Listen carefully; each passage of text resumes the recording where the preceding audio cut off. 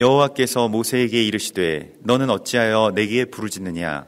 이스라엘 자손에게 명령하여 앞으로 나아가게 하고 지팡이를 들고 손을 바다 위로 내밀어 그것이 갈라지게 하라. 이스라엘 자손이 바다 가운데서 마른 땅으로 행하리라. 내가 애굽 사람들의 마음을 완악하게 할 것인즉 그들이 그 뒤를 따라갈 것이라. 내가 바로와 그의 모든 군대와 그의 병거와 마병으로 말미암아 영광을 얻으리니 내가 바로와 그의 병거와 마병으로 말미암아 영광을 얻을 때에야 애굽 사람들이 나를 여호와인 줄 알리라 하시더니 이스라엘 진 앞에 가던 하나님의 사자가 그들의 뒤로 옮겨가매 구름 기둥도 앞에서 그 뒤로 옮겨 애굽 진과 이스라엘 진 사이에 이르러 서니 저쪽에는 구름과 흑암이 있고 이쪽에는 밤이 밝음으로 밤새도록 저쪽이 이쪽에 가까이 못하였더라. 모세가 바다 위로 손을 내밀매 여호와께서 큰 동풍이 밤새도록 바닷물을 물러가게 하시니 물이 갈라져 바다가 마른 땅이 된지라.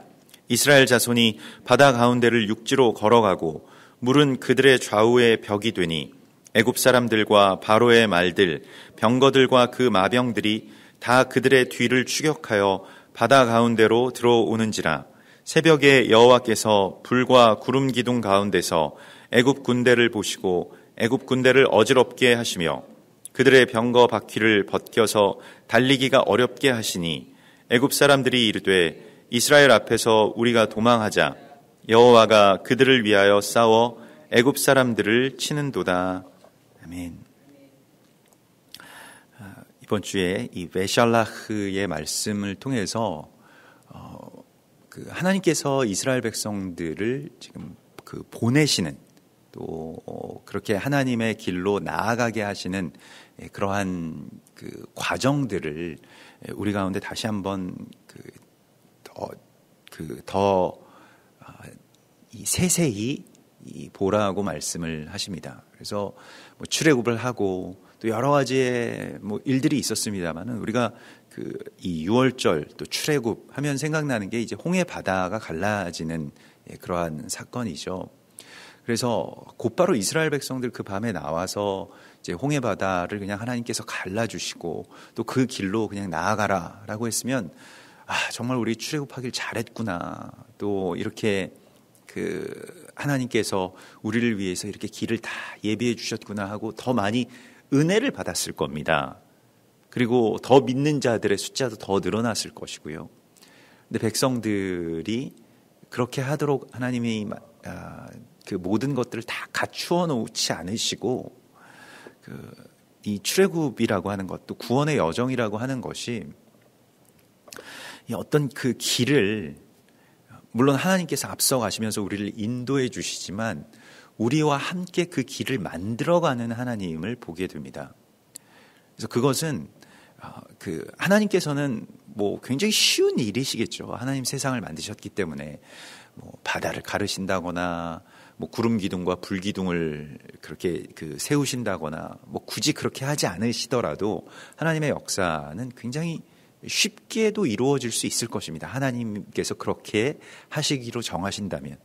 그러나 하나님께서는 오히려 그러한 방식을 택하지 않으시고 우리가 굉장히 간절함을 회복할 때까지 우리를 이끌어 주십니다. 그 과정이 우리를 위해서 필요한 것이죠. 하나님을 위해서 그 과정과 절차가 필요하진 않을 것입니다만은 우리에게는 먼저는 하나님의 나라를 향한 간절함이 필요하고요. 또한 믿음이라고 하는 것이 결국 이 눈에 보이는 것이 다가 아니고 이 애굽의 세상 애굽으로 대변되는 이 세상의 어떤 그 문명처럼 물질적인 것, 우리가 문명의 이름 앞에 물질이라고 하는 그러한 그 이름이 붙은 세계에 살고 있지 않습니까? 그래서 눈으로 보이는 것, 또 그것이 아니면 믿지도 않고 또 그것에 대해서 소망을 가지지도 않는 이 세상에 살아가는 주의 백성들이 이제 눈을 들어서 하나님께서 어떻게 역사하시는가를 보게 하시는 그 이야기가 바로 이 베샬라흐의 말씀 속에 그렇게 우리 가운데 보여지고 있습니다. 그래서 보통 일반적으로 출애굽기 14장의 말씀을 이렇게 단락별로 그렇게 끊어서 며칠간의 우리가 이렇게 본다거나 연구한다거나 하는 일은 토라 포션이 아니고서는 좀처럼 있기가 어려운 일일 겁니다. 그냥 곧바로 우리도 성격이 급해서 곧바로 홍해 바다가 갈라지는 곳으로 빨리 나아가고 싶은데 하나님께서는 우리 가운데 이 과정 자체에서 우리가 무엇이 회복되어야 하는지를 보게 하십니다. 그래서 이번 주 토라 포션의 말씀은 14장에 좀 오랫동안 머물고 있는 것을 보게 됩니다. 그래서 토라 포션은 실제로 제 성경의 편집적인 어떤 그러한 메시지를 우리가 다시 이제 재정렬하는 그러한 도구가 됩니다만은 토라 포션 자체가 갖고 있는 메시지가 있습니다. 그것은 어느 순간이 되면 머물러 있게 하시는 것이죠. 여기에서 좀 더 자세하게 보라라고 하는 말씀을 주시는 것이죠. 우리가 생각할 땐 별로 이렇게 중요하지 않은 말씀인 것 같은데 하나님께서 여기에서 어떻게 우리에게 말씀하고 계신지를 지나치지 말라라고 하는 것입니다. 우리가 생각하는 중요한 것이 있고 또 우리가 바라보는 어떤 말씀이나 아니면 하나님의 역사의 어떤 화려함들에 가려진 어떤 작은 일들을 또 그곳에서 세심하게 우리가 살필 사명이 우리 가운데 있습니다. 그래서 오늘 15절의 말씀에서는 여호와께서 모세에게 이르시되 너는 어찌하여 내게 부르짖느냐. 그래서 이스라엘 자손에게 명령하여 앞으로 나아가게 하라. 라고 그렇게 말씀을 하십니다. 사도행전 1장 11절에서도요. 갈릴리 사람들아 어찌하여 서서 하늘을 쳐다보느냐.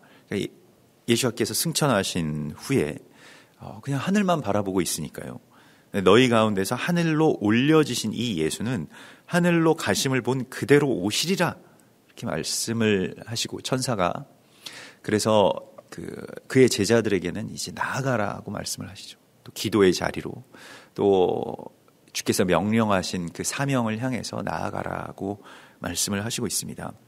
마태복음 7장 21절에서도 나더러 주여 주여 하는 자마다 천국에 들어갈 것이 아니요 다만 하늘에 계신 내 아버지의 뜻대로 행하는 자라야 들어가리라 이렇게 말씀하셨습니다. 그래서 주께서 지금 모세에게 말씀하신 것은 우리가 물론 기도하는 것이 굉장히 중요하죠. 하나님께 부르짖는 것 그것으로부터 시작이 됩니다만은 하나님의 어떤 사인이 있고 시간이 됐을 때는 거기에 머물러 있으려고 하는 도구로 사용해서는 안 됩니다. 그러니까 우리가 흔히 하나님의 말씀을 거절할 때에 좀 기도를 더 해봐야 되겠다. 이거 무엇이 되겠습니까? 내가 아직 믿음이 여기에 대해서 부족하고 행할 용기가 나지 않는다라고 하는 그런 뜻으로도 간혹 쓰일 때가 있습니다. 이게 우리가 이것을 잘 분별하기가 어려운데 실은 하나님께서 이 모든 일들을 행하라고 하실 때에는 언제까지 그렇게 부르짖고만 있을 거냐. 나아가서 잡아 뽑으라. 이게 지금 이 이스라엘 자손을 앞으로 나아가게 하라라고 하는 말은 나싸라고 해서 이건 잡아 뽑으라는 뜻입니다. 안 나가려고 하니까 실은 당연하죠. 맨정신으로 바다를 향해서 어떻게 나아갈 생각을 하겠습니까? 그런데 그들이 이 붙들림 받은 그 뿌리를 깊이 내리고 있었던 그 노예의 근성, 또 애굽의 어떤 문화, 시스템, 또 그런 우상 숭배의 어떤 전통, 이런 많은 것들과 또 특별히 그들 자아의 두려움에서부터 잡아 뽑아라.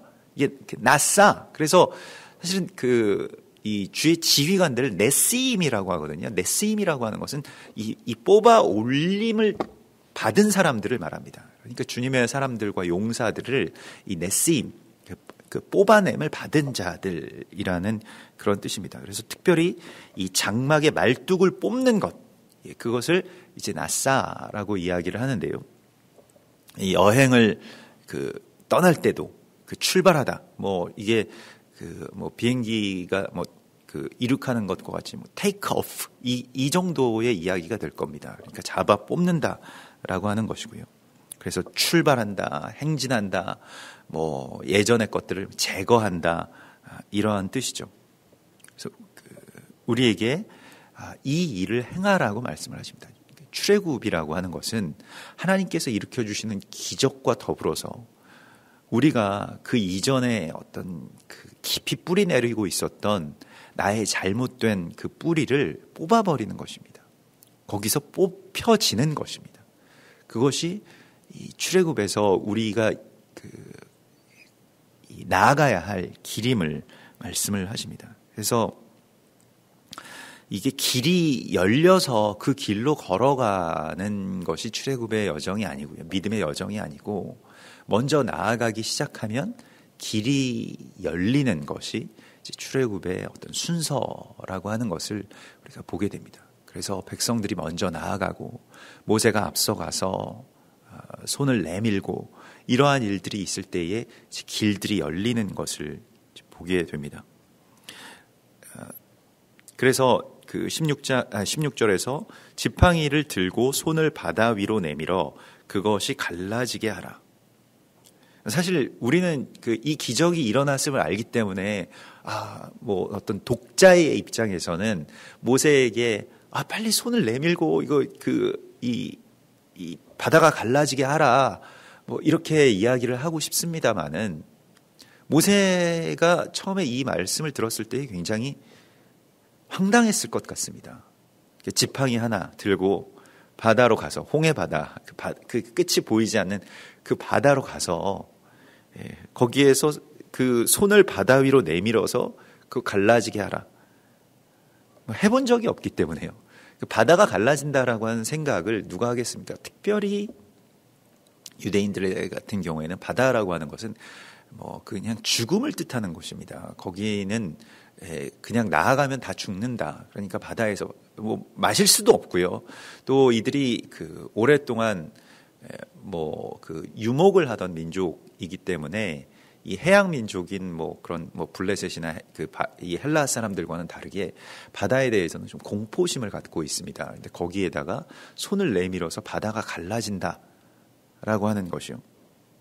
그것을 하나님께서 명령하시고 있습니다. 여기에 대해서 순종할 수 있겠습니까? 지팡이를 들고 손을 바다 위로 내밀어 그것이 갈라지게 하라. 좀 그 지팡이와 이 지팡이 또 거기에서 이 손바닥과 바다의 어떤 그 넓이의 차이를 보면 우리도 뭐 그런 손바닥으로 뭐 하늘을 가릴 수 있느냐라고 하는 그런 속담이 있는 것처럼 바다와 손바닥이라고 하는 것은 그 면적에 있어서 아주 극과 극을 그렇게 나타내는 것일 겁니다. 그런데 이것을 이 바카 이게 쪼개다 이게 이 바다를 쪼개는 그러한 이 손바닥을 거기로 뻗으라고 말씀을 하시고 있죠. 열왕기상 18장에 보면 이 엘리야 때에 3년 반 동안 비가 오지 않다가 엘리야가 간구하였을 때 비가 오는 그런 장면 가운데서도 이러한 모습이 있습니다. 그래서 엘리야가 계속 그의 이 사환에게 나아가서 비구름이 먹구름이 몰려올 것이다라고 하는 이 말을 하죠. 기도를 마친 후에. 근데 아무것도 안 보입니다라고 할 때 7번째에 바다에서 사람 손만한 작은 구름이 일어나나이다. 그때 엘리야가 올라가 아합에게 말하기를 비에 막히지 않도록 마차를 갖추고 내려가소서 하라 이렇게 말을 하죠. 바다에서 손바닥만한 구름이 올라올 때에 엘리야는 어마어마한 비가 내릴 것이라고 하는 것을 믿음의 눈으로 봅니다. 하나님께서 그렇게 된다고 말씀을 하셨기 때문에요. 그래서 마치 우리가 기도하는 것은 때로 우리가 소망을 품는 것은 때로 우리 손으로 주의 일을 한다라고 하는 것은 어떤 이 사망의 바다와 어떤 세상의 어떤 그런 그 규모 앞에서 마치 그 바다에 집어넣은 손바닥 하나 정도밖에 되지 않을 것입니다. 굉장히 미약해 보이고 또 연약해 보이고 아무 쓸모도 없고 바다에 그 손바닥을 댄다고 해서 어떤 일이 일어나겠습니까? 그 치던 파도가 멈추겠습니까? 실제로도 손바닥을 쫙 대자마자 바다가 갈라지고 그런 것도 아닙니다. 그냥 바다에 너의 손을 내밀어서 뻗으라 라고 말씀을 하시고 아무 일도 일어나지 않습니다. 우스운 이야기죠. 많은 사람들 앞에서 또 하나님의 그 백성이지만은 그러나 이 모든 이스라엘 백성들과 수많은 그 족속들을 다 데리고 인도에서 왔는데 앞에는 바다고 뒤에는 바로 왕의 병거가 막 추격하고 있는 이 절체절명의 상황 속에서 가장 초라하게 보이는 이 모세의 이 지팡이를 든 손바닥을 바다에다가 내밀라고 말씀을 하십니다. 그래서 그 작은 자의 일이라고 멸시하는 자가 누구냐라고 이 스가랴서에서 스가랴서 4장 10절에서 하나님께서 말씀하시죠. 그래서 내가 스룹바벨의 손에 들려 있는 그 다림줄을 보고 기뻐하리라. 이 성전의 이 재건이 이루어지지 않고 또 성전을 뭐 그렇게 지어 올리는 것도 굉장히 지지부진하고 그 이전에 이 솔로몬 시절의 그런 성전을 기억하고 있었던 사람들에게는 굉장히 초라해 보이는 어떠한 그런 공사, 지연되어 버리는 그러한 공사들을 보고 실망하고 있을 때에 작은 자의 일이라고 멸시하는 자가 누구냐? 작은 일의 날이라고 멸시하는 자가 누구냐라고 그렇게 하나님께서 반문하시면서 하나님의 그 광대하심을 우리가 바라보고 또 그것의 대리자라고 하는 것을, 우리의 손바닥이라고 하는 것은 그냥 단순히 이게 그 뭐 면적은 초라하지만은 그러나 이것이 바다를 가를 수 있는 어떤 언약의 도구인 것을 주님이 우리에게 말씀을 하십니다. 손바닥과 그 언약이 깊이 관계가 있죠. 또한 이것은 기도의 도구이고요. 그래서 우리의 손바닥을 그곳을 향해서 내밀라라고 말씀하십니다. 여기서 그 지팡이를 들고 손바닥을 내밀고라고 하는 말을 같은 그 어원에서 나온 것인데요. 지팡이가 이제 마테라고 해서 뻗어 나간다라고 하는 그런 뜻을 갖고 있습니다. 그러니까 보통 뻗다라고 하는 그 뻗은 가지라는 뜻이 바로 지팡이입니다. 그러니까 우리가 생각하는 지팡이는 이렇게 그 뭐 체중을 좀 이 분산시켜주는 뭐 의지할 수 있는 그러한 개념을 갖고 있다면 모세의 손에 들려있는 이 지팡이라고 하는 것은 하나님의 말씀을 가지고 하나님의 뜻을 가지고 그 뻗어나가는, 그러니까 나의 어떤 이 손과 팔에 더 확장된 그 도구가 바로 지팡이입니다. 그래서 이 마테라고 하는 말을 쓰고요. 손을 내밀어라고 하는 말이 나테입니다. 이게 그 나테에서 마테라고 하는 말이 나오는데 손을 내밀어라고 하는 것은 가지를 뻗어라고 하는 그러한 말이 됩니다. 그래서 이 뻗다, 느리다 뭐 이러한 뜻입니다. 그러니까 거기에 가 닿기 위해서 손을 뻗어서 대라라고 말씀을 하시는 것이죠. 창세기 49장의 이 야곱의 축복 가운데서 요셉에게 준 축복이 바로 이것이죠. 요셉은 무성한 가지, 곧 샘 곁에 무성한 가지라.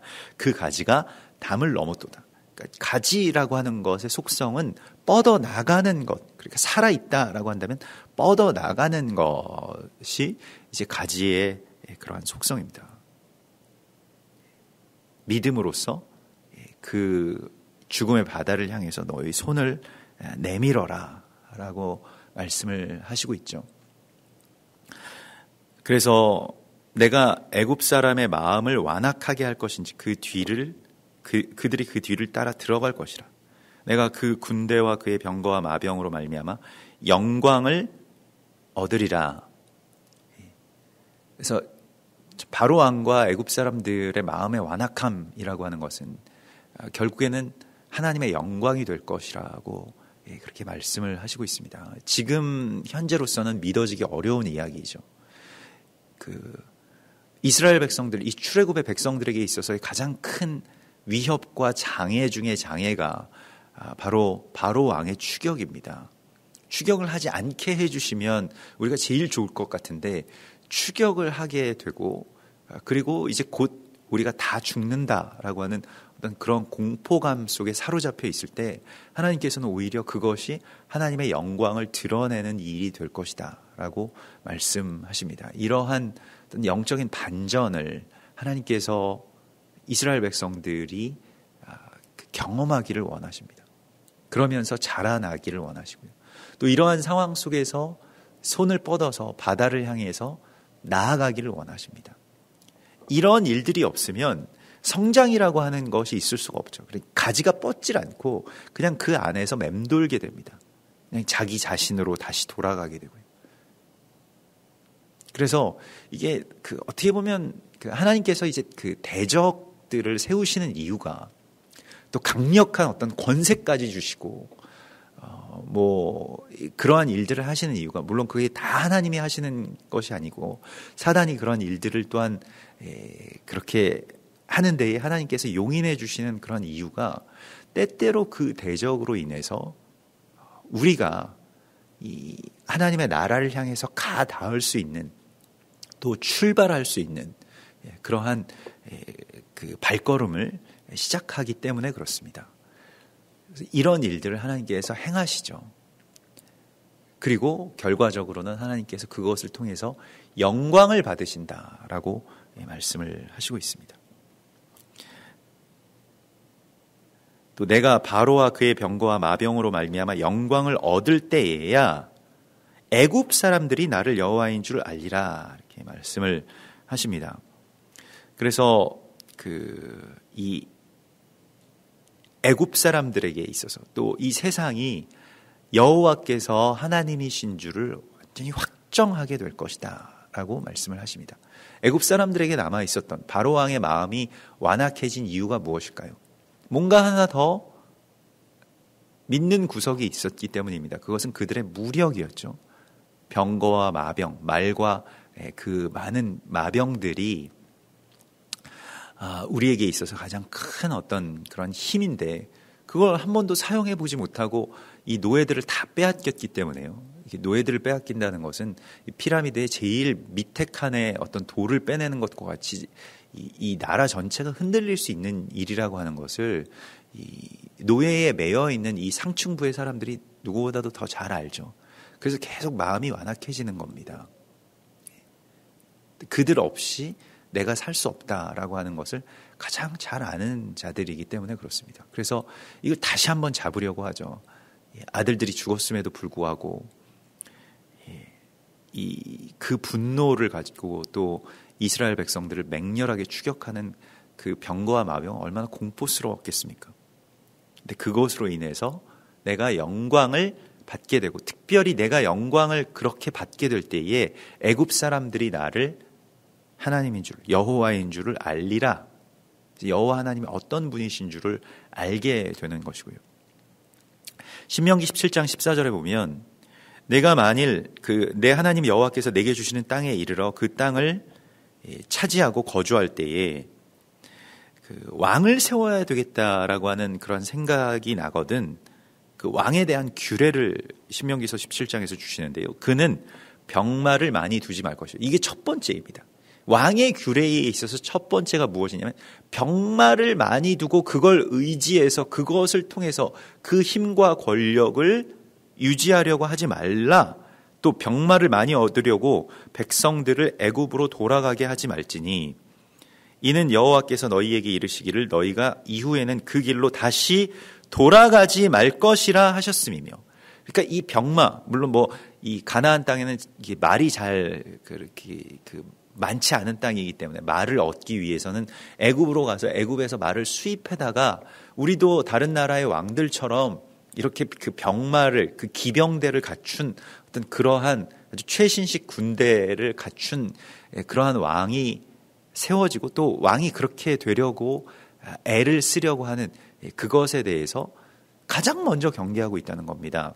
왜 경계하냐면 병마를 많이 갖는다라고 하는 것은 다시 애굽으로 돌아가는 일과 같다는 것을 이 신명기서 17장에서는 우리에게 말씀을 하시고 있습니다. 그러니까 이 바로 왕을 말과 그 탄자를 이 빠뜨리셨다, 또 이기셨다라고 하는 이 찬송이 계속해서 이제 출애굽기와 그 시편에 계속 그 반복돼서 나오는데, 말과 그 탄자라고 하는, 말과 그 병거 기병들이라고 하는 것은 이 세상의 왕들이 가지려고 하는 어떤 그 권력의 속성인데, 그것을 가지려고 다시 애굽으로 돌아가는 그 일들을 행하지 말라고 하나님께서 말씀을 하십니다.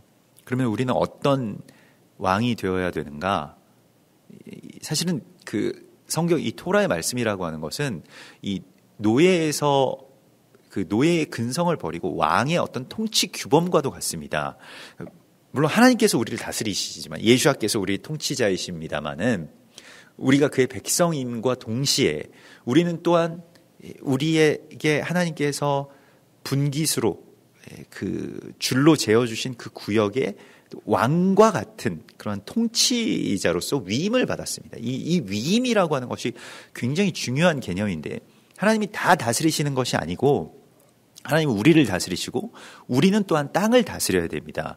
그래서 통치의 어떤 사명이 우리 가운데 있기 때문에, 우리가 왕에게 주어진 규례라고 해서 왕은 그렇게 해야 되나 보다, 우리는 그런 걸 잘 감시해야 되겠다, 이 정도의 생각을 해서는 안 된다는 겁니다. 우리가 왕으로서 이 땅 가운데서 그리스도 예수와 더불어서 이 땅에서 왕 역할을, 왕 노릇하리라, 이렇게 말씀을 하셨기 때문에요. 우리는 그러면 어떤 사명을 갖고 있냐면, 스가랴서 9장 9절에서 그는 겸손하여 나귀, 곧 그 나귀를 타시고 오신다라고 그렇게 말씀을 하셨죠. 예수와께서 이 말씀을 성취하시지 않습니까? 정말 그 나귀 새끼 한 번도 그렇게 그 아무것도 태워보지 않은 그 미숙하고 좀 어쩌면 부자연스러운, 그리고 건장한 청년이 그 위에 올라타면 그것이 오히려 더 마치 가분수의 모습처럼 아직 성숙하지 못한 그 나귀를 타고 올라오시는 그 왕의 모습을 우리가 이제 보게 됩니다. 적그리스도는 또 세상의 권력은 말을 타죠. 말은 인간의 어떤 권위나 어떤 그 힘, 권력, 시스템, 이런 것을 이제 보게 합니다. 그래서 계시록에 보면 그 말탄 자들이 막 나오죠.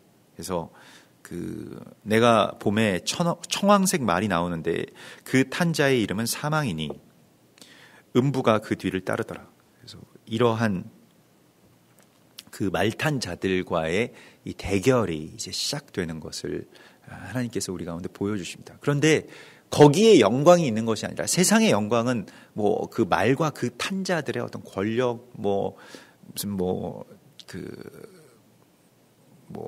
대통령이 무슨 차를 타느냐, 김정은이 무슨 차를 타고 내려오느냐, 그의 군대들은 어떠냐, 이런 것들에 이 세상이 무게를 두고 있다면, 하나님의 영광은 그것을 다 바다에 빠뜨리시면서 하나님의 그 위대한 영광이 드러나게 될 것이라고 하는 말씀을 하나님께서 주십니다. 그리고 이 19절에 보면, 이스라엘 진 앞에 가던 하나님의 사자가 그들의 뒤로 옮겨가매, 이제 구름 기둥도 앞에서 그 뒤로 옮겨졌다. 하나님의 사자가 지금 앞서고 있다가 그 뒤로 옮겨지고, 구름 기둥이 뒤로 옮겨지는 것을 이제 보게 되는데요. 이사야서 4장 5절에 보면, 여호와께서 거하시는 온 시온산과 모든 지폐 위에 낮이면 구름과 연기, 밤이면 화염의 빛을 만드시고 그 모든 영광 위에 덮개를 두시며, 초막이 있어서 낮에는 더위를 피하는 그늘을 지으시며 풍우를 피하여 숨는 곳이 되리라. 이러한 말씀 속에서 이 구름 기둥, 또 불기둥이 그 이스라엘 백성들을 인도할 때에 그냥 앞에만 가는 것이 아니고, 때로는 이 뒤로 옮겨지는 것을 이제 보게 됩니다. 이게 이런 말씀이 나올 때마다 우리가 생각해야 되는 것은, 여호와의 사자는 항상 우리 앞에 가신다, 구름 기둥도 우리 항상 앞에 가신다라고만 그렇게 생각하는 어떤 그런 갇힘들을 열어야 된다는 겁니다. 하나님께서는 앞에서 가실 때도 있고요, 또 뒤로 가실 때도 있습니다. 우리를 앞서서 보내시기도 하시고요. 그래서 성령께서 그것이 이제 바람과 같다라고 하는 이 말씀이 꼭 그러한 말씀인데, 우리가 생각하는 대로, 또 우리의 어떤 고정된 생각과는 좀 다르게 하나님이 역사하시거나 말씀하실 때가 있거든요. 실제로 이러한 것들에 있어서 우리가 갇혀서는 안 되는데, 안식일을 기억하여 거룩하게 지키라라고 하는 말씀이 폐하여진 것은 아닙니다만은, 예수님께서 안식일에 병든 자를 고치시고 예수님의 제자들이 안식일에 밀 이삭을 먹고 뭐 이런 일들이 있으면서 계속해서 그 안식일을 지켜야 된다라고 하는 바리새인들과 충돌하게 되죠. 이것이 계속 충돌하게 될 때에 예수님께서 그 본질을 깨닫게 하시기 위해서 일부러 안식일에 좀 도발하시는 그런 모습들도 보이는데요. 왜냐하면 평일에 하셨어도 되는 일들을 꼭 안식일에 맞춰서 하신 일들이 굉장히 많이 있기 때문입니다. 그래서 그런 병든 자들을 고치시는 그 일들이 굳이 이 날에 해야 되겠느냐, 뭐 하는 거 뭐 그 좋은 일이긴 한데 이렇게 말하는 사람들도 있었다는 것이죠. 그러면서 하나님께서는 어떤 변질되는 것이 아니라 이것의 어떤 본질을 깨닫기 위해서 때로는 앞에 가시기도 하고 때로는 아예 뒤로 물러나시기도 하고 하는 그런 모습을 우리가 볼 수 있습니다. 그래서 하나님의 역사의 어떤 변화라고 하는 것에 대해서 뭐 새 술은 새 부대에 담으라라고 하시는 그런 말씀과도 같이 우리가 하나님께서 아주 유연하게 또 이렇게 움직이시면서 역사하시는 것을 우리가 보아야 됩니다. 그래서 하나님은 그냥 어떤 신상으로 어디에 우리가 세워놓으면 거기에 계속 계시는 그냥 늘 그대로 고정된 하나님이 아니고, 하나님께서 앞에 서시기도 하고 또 뒤에 서시기도 하면서 하나님의 지혜와 그 이끄심대로 우리를 나아가기도 하시고 또 우리를 따라오기도 하시는 분이라고 하는 것을 우리가 이 말씀 속에서 보게 됩니다. 그래서 이 하나님의 구름 기둥, 이 하나님의 여호와의 사자가 무엇을 하냐면 애굽 진과 이스라엘 진 사이에 이르러 서니 이렇게 되어 있습니다.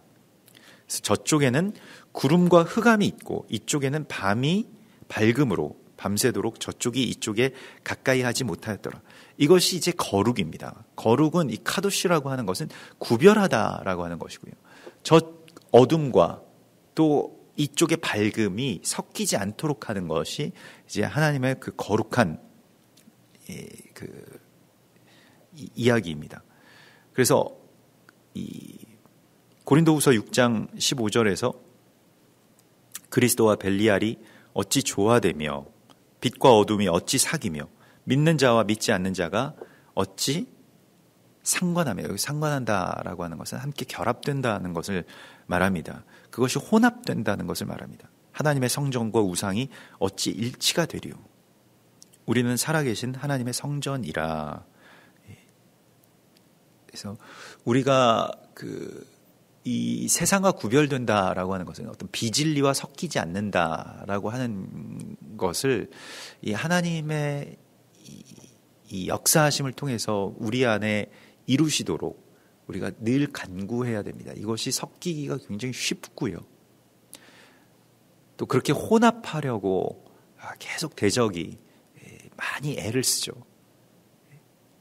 정말 한 방울만 섞어도 이게 퍼져나가는 어떤 그 파급력은 그 전부를 물들이게 되는 그러한 그 혼합주의, 세상의 어떤 다른 우상숭배의 어떤 뭐 전통들이나 또 그러한 날짜들이나 그런 모양들을 그대로 그 교회로 가져오려고 하는, 가만히 가져와서 한번 섞어보려고 하는 그러한 많은 시도들에 교회가 많이 당해왔습니다. 이것을 계속 구별하는 것, 이것은 뭐 교회가 배타주의로 가야 된다라고 하는 것이 아니고요. 섞이지 않으면서 세상을 향해서 손을 뻗는, 또 세상을 가르는 성령의 이 바람을 간구하는 것이 교회의 사명이라고 하는 것을 우리가 보게 됩니다.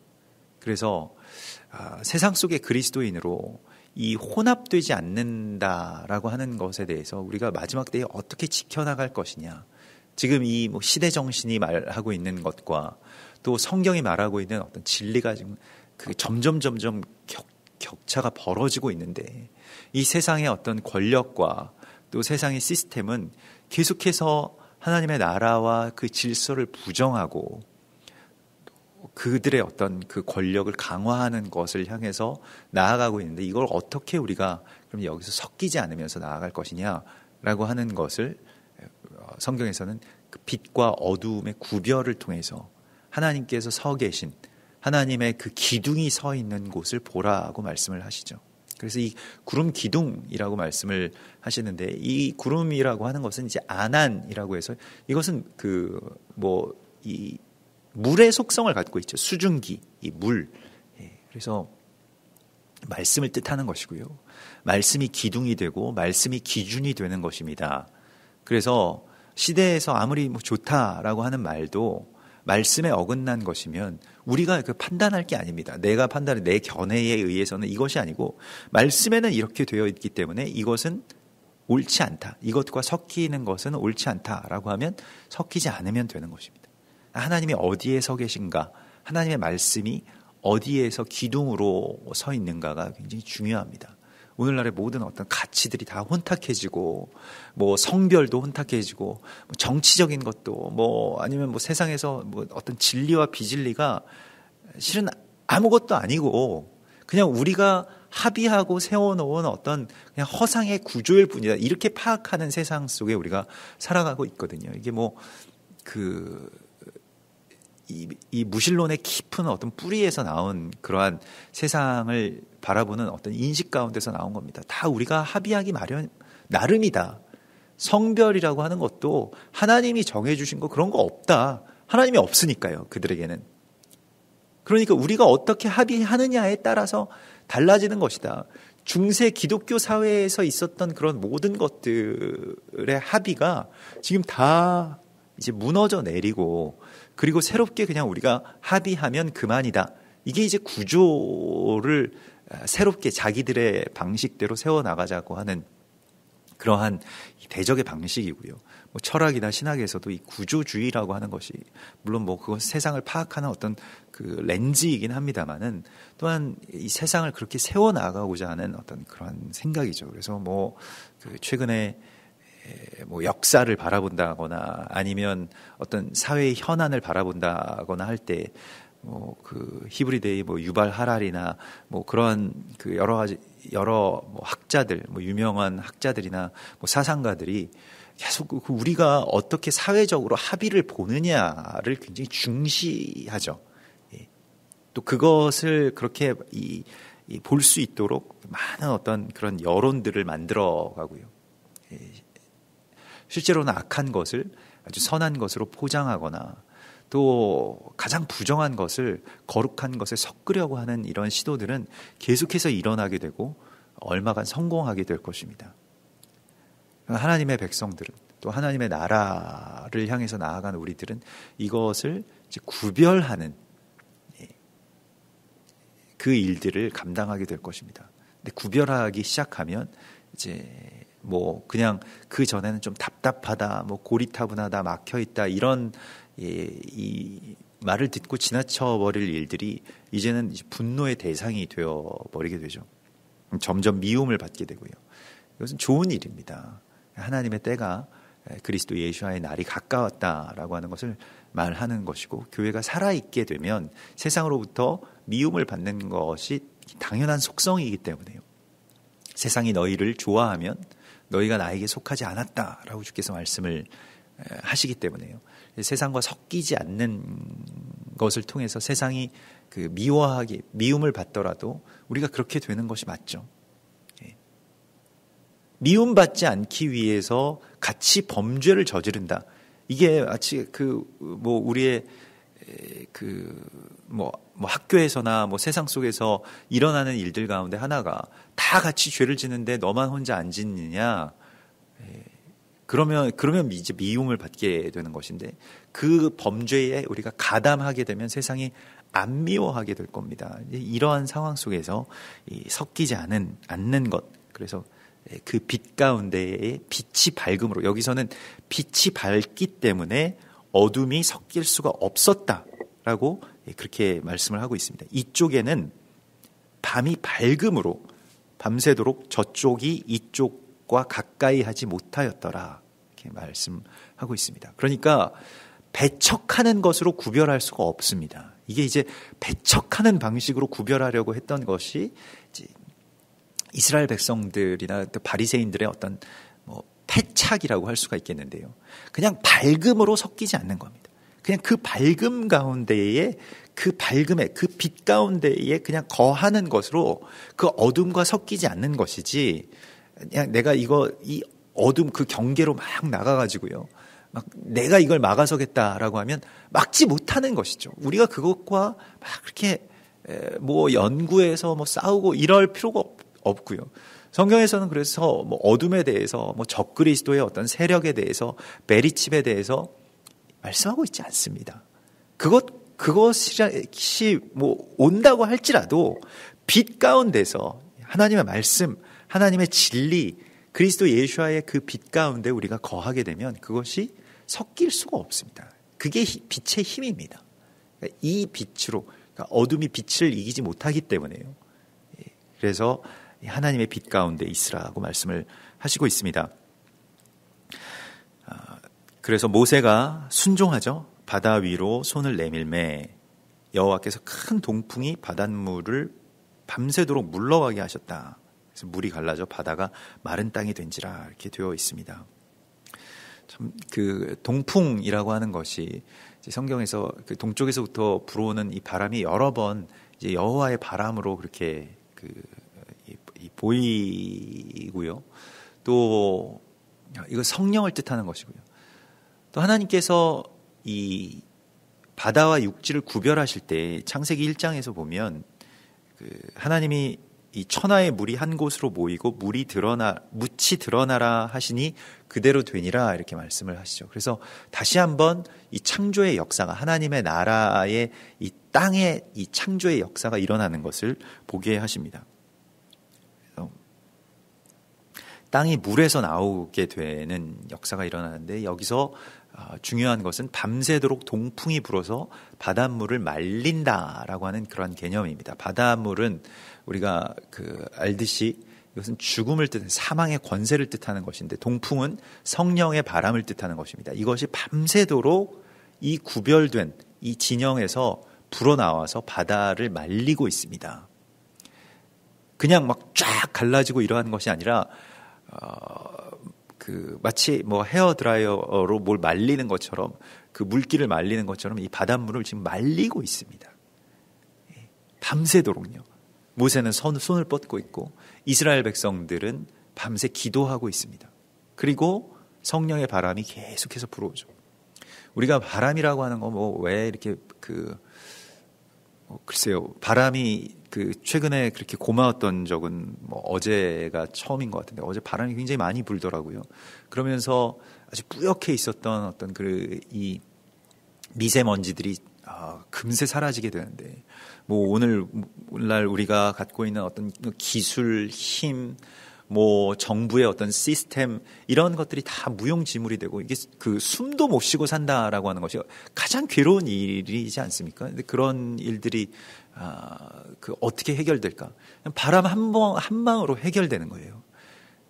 그래서 겨울에 아주 추운 바람이고, 좀 안 불었으면 좋겠다, 이거 왜 부나, 이런 생각을 갖고 예전에 이렇게 살아왔는데, 바람이 하는 일이 얼마나 강력한 일인지를, 한 번에 세상을 이렇게 맑게 할 수 있구나, 바람으로. 이걸 우리가 어제 오늘 사이에 불어온 이 아주 찬 바람으로 우리가 보게 되는데요. 오늘 이스라엘 백성들에게는 동쪽에서부터 불어오는 이 바람이 바다를 말려버리는 그러한 이 죽음의 세력을, 사망의 권세를 이 성령의 바람이 이 손바닥을 뻗은 이 방향을 향해서 불어오면서 하나님의 역사가 일어나는 것을 보게 하십니다. 기도가 바로 이러한 힘을 갖고 있는 것입니다. 또 성령의 바람이 불어올 때 사망의 그런 바다가 쪼개지는, 이 바카, 완전히 사망의 권세가 쪼개지는 그러한 역사를 하나님 보여주십니다. 그리고 이스라엘 백성들이 이 바다를 건너가게 되죠. 그래서 바다 가운데를 육지처럼 걸어갔다. 그러니까 바다가 정말로 이제 육지가 되는, 그리고 물은 그들의 좌우에 이 벽이 되니라고 그렇게 보여주시고 있습니다. 마태복음 14장에서는 예수님께서 이 물 위를 걸어오시죠. 마치 육지처럼 물 위를 걸어오시는 예수님의 모습을 보게 되고요. 이 물을 극복한다라고 하는 것은 사망의 권세를 이긴다라고 하는 것입니다. 그리고 우리를 완전히 덮고 있던, 그리고 도저히 이기지 못하도록 만든 그 사망의 권세를 이 성령의 생명으로 극복하고 그 위를 걸어가는 이스라엘 백성들과 또 예수와의 모습을 우리에게 보여주십니다. 그리고 애굽의 군대, 그들이 자랑했던 이 마병들은, 병거는 그곳에 빠지게 되고, 그리고 그들의 병거 바퀴를 벗겨서 달리기가 어렵게 하시고 그 군대를 어지럽게 하시는 그러한 그 주님의 권세가 지금 세계에서 아무도 상대할 수 없을 것이라고 생각했던 그 무력을 완전히 힘없게 하시는 그런 장면을 우리가 보게 됩니다.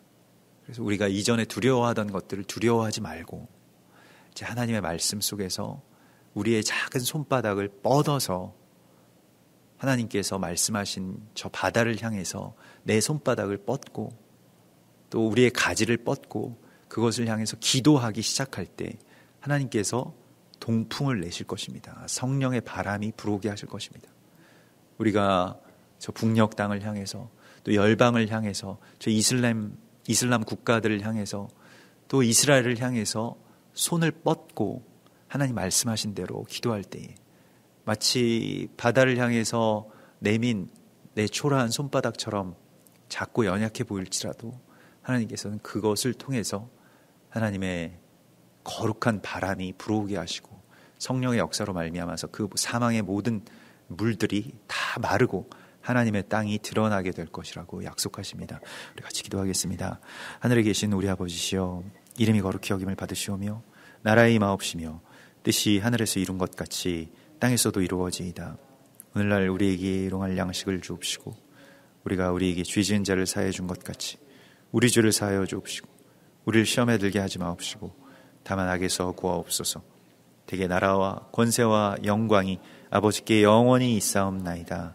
아멘.